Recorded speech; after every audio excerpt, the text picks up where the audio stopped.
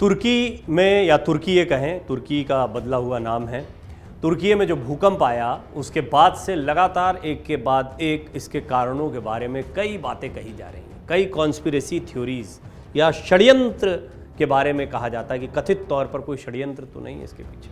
थोड़ा आश्चर्यजनक है, कुछ भविष्यवाणियां चर्चा में रही है तो कुछ थ्योरीज भी सामने आएंगी। जैसे कि एक सवाल बड़ा गूंजता हुआ आप देख रहे हैं कि तुर्की के भूकंप के पीछे अमेरिका का हाथ है क्या अमेरिका है तुर्की के भूकंप का जिम्मेदार? इस तरह का सवाल उठाया जा रहा है। इसकी हकीकत क्या है वो जानने की कोशिश करते हैं। सवाल ये भी है कि क्या तुर्की को सज़ा देने के लिए अमेरिका लाया भूकंप? ऐसी क्या गरज थी, ऐसी क्या परेशानी थी, और क्या संबंध हैं अमेरिका तुर्की के, वो भी समझने जैसे हैं। क्यों ये कॉन्स्पिरेसी थ्योरी जो है इतनी तेज़ी से वायरल हो गई, इसकी हकीकत क्या है?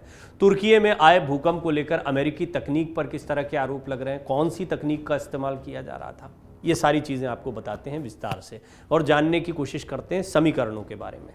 तुर्की और सीरिया में सोमवार तड़के आए भूकंप ने अब तक 22,000 से ज़्यादा लोगों की जान ले ली है। राहत और बचाव का कार्य अब भी जारी है। 5 दिन बीत गए, जैसे जैसे दिन बीत रहे हैं उसके बाद मलबे में जिंदा लोगों के मिलने की उम्मीद जो है वो टूटती चली जाती है और आशंका होती है कि अब जो लोग दबे हैं वो अपनी जान गंवा चुके होंगे या जिंदगी और मौत के बीच की लड़ाई जो है वो हार चुके होंगे, और ऐसे बड़ी तादाद में लोग मलबे में दबे हो सकते हैं।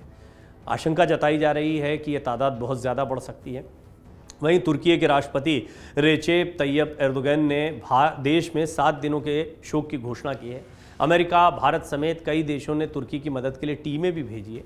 एक तरफ जहां सोशल मीडिया पर लोग इस त्रासदी पर शोक जता रहे हैं, वहीं दूसरी तरफ एक वर्ग ऐसा भी है जो इस भूकंप को लेकर कॉन्स्पिरेसी थ्योरी पर चर्चा करने में लगा हुआ है। ऐसे लोगों का कहना है कि यह भूकंप तुर्की को सज़ा देने के लिए अमेरिका की साजिश है। लेकिन हम आपको एक बात बहुत स्पष्ट कर दें कि अमेरिका तुर्की की मदद कर रहा है। भारत ने ऑपरेशन दोस्त शुरू किया। सबसे पहले भारत ने अपनी टीमों को यहाँ पर भेजा, एनडीआरएफ की टीमों को भेजा।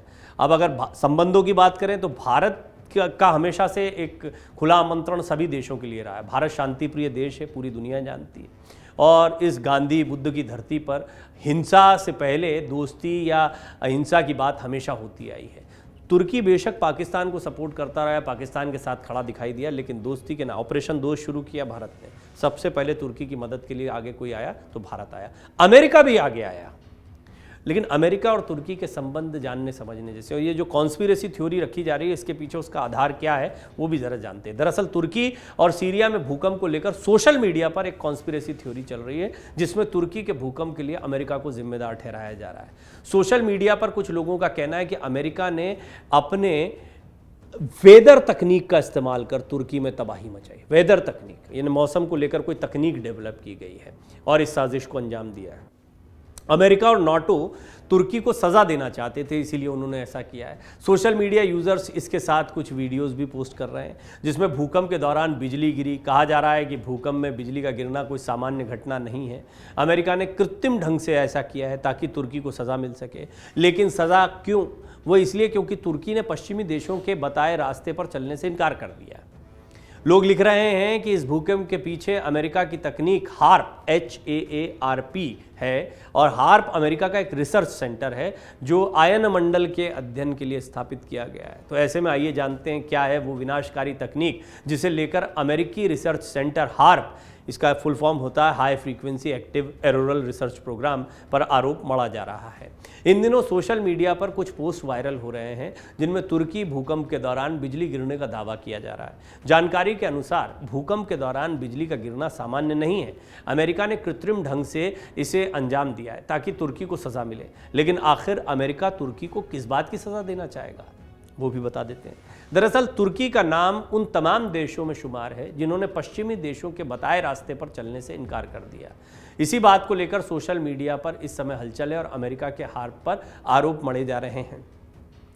तुर्की जो है वो एक मुस्लिम देश माना जाता है, अमेरिका को सपोर्ट करता हुआ दिखाई देता है। तो दुनिया में 2 धड़े देखने को मिलते हैं। भारत जो है वो तटस्थ रहता है इन सारे मामलों। आपने देखा है कि जो जितने भी झगड़े चल रहे हैं वो ज़मीन कब्जाने को लेकर चल रहे हैं। भारत भी अपने दुश्मनों से जो घिरा हुआ है वो ज़मीन विवाद को लेकर, सीमा विवाद को लेकर ही घिरा रहता है। और चाइना जो है वो अवैध कब्जा करना चाहता है, पाकिस्तान की नापाक नज़र रहती है। बहरहाल अगर दुनिया में दूसरे देशों के समीकरणों को देखें तो यहाँ पर भी रिसोर्सेज की लड़ाई रहती है, ज़मीन की लड़ाई रहती है, अपने साथ जोड़ने की लड़ाई रहती है। अब आपको ये बताते हैं हैं कि फिर हार्प का नाम कैसे आ गया, ये किस तरह की ऑर्गेनाइजेशन है। देखिए चाइना पर भी इस तरह के आरोप लगते रहे हैं कि क्या वो प्रकृति के साथ, कुदरत के साथ खिलवाड़ करता है। तो अमेरिका भी इससे अछूता नहीं है कि अमेरिका जो रशिया और चाइना जैसे देशों के सामने खड़ा रहता है और हमेशा ऐसा माना जाता है कि लोग परंपरागत दुश्मन हैं, तो उनके खिलाफ ये लोग भी विज्ञान का इस्तेमाल करते हैं। तो इधर अमेरिका में भी कई प्रयोग होते रहते हैं। अब आइए आपको बताते हैं कि हार्प क्या है, HAARP। हार्प जो है वो अलास्का में एक वेधशाला में स्थित अमेरिकी परियोजना है जिसमें रेडियो ट्रांसमीटर की मदद से ऊपरी वातावरण यानी आयन मंडल का अध्ययन किया जाता है। इसके मौसम पर साल 2022 में कई बड़े प्रोजेक्ट शुरू किए गए थे, लेकिन इस बात की कोई पुष्टि नहीं है कि ये प्रोजेक्ट किसी भी तरह का भूकंप ला सकते हैं। हालांकि पहले भी कुदरती आपदाओं को लेकर हार्प पर संदेह किया गया है। कई देशों में आए भूकंप, सुनामी और भूस्खलन के लिए इसे कई बार कॉन्स्पिरेसी थ्योरीज में जिम्मेदार माना गया। ये कॉन्स्पिरेसी थ्योरीज क्या है वो समझ लीजिए। देखिए कॉन्स्पिरेसी थ्योरीज का मतलब ये है, इस दुनिया में कई थ्योरीज चलती रहती हैं, बिखरी हुई हैं। हर चीज़, कोई भी घटना होती है उसके पीछे कॉन्स्पिरेसी थ्योरी आ जाती है और वो दिलचस्प लगती है, चकल्लस का विषय बनती है, लोगों को मज़ा भी आता है और लोग कहते हैं नहीं भाई ये जो बताया जा रहा है ये सच नहीं है, इसकी हकीकत ये है। और इनमें से कई थ्योरीज़ हैं जो बहुत फर्मली, उनमें जब अनुत्तरित सवाल रहते हैं, कई सवाल खड़े किए जाते हैं, उनके जवाब नहीं मिलते हैं, तब फिर कॉन्स्पिरेसी थ्योरीज़ को और दम मिल जाता है कि इसमें तो दम दिखाई पड़ रहा है। बहुत सारी ऐसी घटनाएं हैं, आपको देश में भी कई ऐसी कॉन्स्पिरेसी थ्योरीज मिलेंगी, अंतर्राष्ट्रीय स्तर पर तो बहुतायत है। और अमेरिका से संबंधित तो कई ऐसी बातें, अमेरिका चीन से संबंधित, जिनको कॉन्स्पिरेसी थ्योरीज में जोड़ा जाता है। अब कॉन्स्पिरेसी थ्योरीज की बात करें तो इसमें यह दावा किया जाता है कि कई देश मौसम को कंट्रोल करके दूसरे देश पर हमला करेंगे। अच्छा, चीन के ऊपर भी इस तरह के संदेह जताए जाते हैं और भारत को लेकर या भारत के सीमावर्ती इलाकों को लेकर क्या इस तरह के कुछ काम करता है चीन, या उसकी नापाक नज़र इस तरह के किसी प्रोजेक्ट पर रहती है, इस बात की आशंका भी गाये बगाए आप सुनते रहते होंगे। लेकिन भारत मुस्तैद है, भारत निगाहें बनाए रखता है। हथियारों या परमाणु बम की वजह से कोई हमला तो नहीं किया जाएगा, ये भी एक आशंका रहती है। ये हमले कुदरती लगेंगे, जैसे बारिश को काबू करके एक देश अपने दुश्मन देश में सूखा ले आए, या फिर बाढ़, भूकंप आदि, जिससे देश भीतरी तौर पर कमज़ोर हो जाए। ये ठीक वैसा ही है जैसे दुश्मन देश में खतरनाक वायरस या बैक्टीरिया भेजना। आप समझ गए होंगे। आप अभी हाल की जो घटना है जिसके बाद में कॉन्स्पिरेसी थ्योरी सबसे बड़ी जो है वो अभी भी कोई इससे इनकार करने नहीं कर सकता है कि क्या चीन ने जानबूझकर कोविड-19 को फैलाया। ये वायरस क्या मैन मेड था या फिर सचमुच चमगादड़ से निकला था, जिस तरह की थ्योरी आती। तो ये कहानी देखिए, अभी तक इस पर किसी को भरोसा नहीं होता, बड़े बड़े देशों को नहीं होता है, अब भी सवाल खड़े किए जाते हैं। चीन की अपनी सफाई है, तो कई देशों ने जो उनकी सोच है उसको भी रखा है सामने, इसको एक कॉन्स्पिरेसी बताया। तो इनको कॉन्स्पिरेसी थ्योरीज कहते हैं। हालांकि मौसम पर काबू करने की कोशिशें किसने शुरू की, एक विवाद का विषय है। इन आरोपों को लेकर रूस और अमेरिका एक दूसरे पर हमलावर रहते हैं, लेकिन अधिकांश आरोप अमेरिका पर लगाए जाते हैं इस तरह की रिसर्च करने के। हालांकि इस बात में कितनी सच्चाई है कहा नहीं जा सकता। इस मामले पर किसी तरह का आधिकारिक बयान सामने नहीं आया और न ही किसी वैज्ञानिक ने इस थ्योरी को मंजूरी दी है। पहले भी इस तरह की घटनाओं को लेकर कॉन्स्पिरेसी थ्योरी सामने आती रही हैं, लेकिन मामला जो है अभी भूकंप का है। 22,000 से ज़्यादा लोग अभी तक जान गंवा चुके हैं। ये आंकड़ा अभी बढ़ने वाला है, क्योंकि अब जैसे जैसे दिन बीतते जा रहे हैं, मैंने शुरुआत में रिपोर्ट में आपको बताया, लोगों के बचे होने की उम्मीद टूटती चली जा रही है। अब जो और मौसम की मार, कई जगह पर बर्फबारी हो रही है। इस बर्फबारी के बीच में तो और लोगों का बचना नामुमकिन माना जा रहा है।